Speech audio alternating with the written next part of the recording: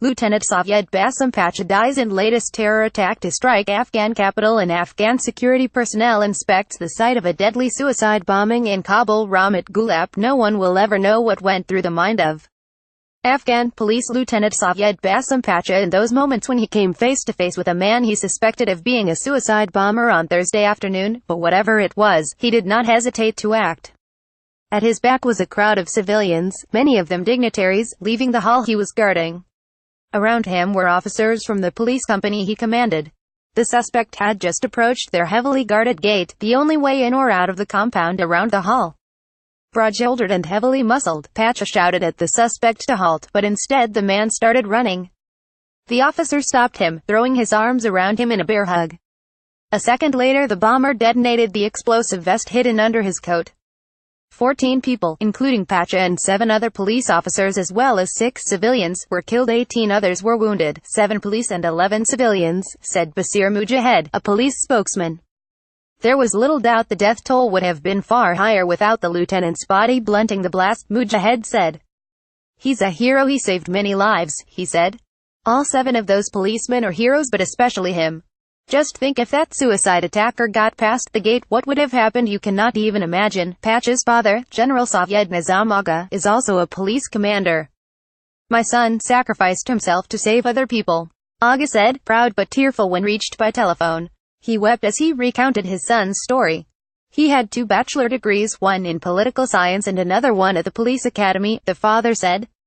He studied 5 years in Turkey. He came back from Turkey a year and a half ago. He was 25 years old and he was single. He has 3 brothers and 1 sister. He and I are the only police in our family. He was a very sporty guy. Weightlifting was his sport, his friends said. The general apologized and said he could not keep talking any longer. He was too overcome with emotion.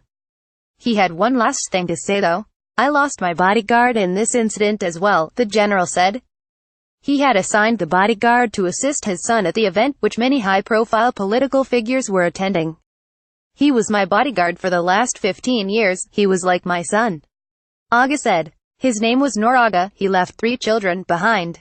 2 journalists for Rahafar radio and television were also caught up in the attack, said an anchorman at the station, Ramazan Abdulazada. A reporter, Taki Sated, was in critical condition and a cameraman, Hussein Nazari, was missing, he said. We checked all the private hospitals and public hospitals, but couldn't find him, Abdulazada said. Now we are in front of the police hospital. I hope he will be here. Although only on police duty in Kabul for a year and a half, Pacha had already received a commendation from his superiors, which he displayed proudly on his Facebook page. His current post was commander of the 2nd Company, Police District 4 in Kabul, which includes the Karkhana area where the attack took place. The lieutenant never expected to die, friends said, although the profession of Afghan police officer has become increasingly perilous. Dozens of officers were killed in 5 Taliban attacks Monday and Tuesday. He was always worried about victims, but he never thought that one day he would get killed, said his longtime friend, Syed Najib Asil, a producer at Tolo Television. Pacha was not someone who would have faced death fatalistically, as his friends told it. He had very big dreams for himself, Asil said. He wanted to be a general like his father, and maybe one day a high ministry official. The characteristic his friends most noted, though, was his cheerfulness. Every week or 2 he and his friends had a party together. He was always the cheeriest guy in the party, making everyone else happy, Asil said. ISIS in Afghanistan claimed responsibility for the attack, according to a post on Twitter by the Terror Monitor organization. It was the latest in a series of suicide attacks by the group in Kabul. A spokesman for the Taliban, Zabullah Mujahid, said his group did not carry it out. The New York Times. More about Afghanistan Kabul suicide bombing. Reuse content. We use cookies to enhance your visit to our site and to bring you advertisements that might interest you.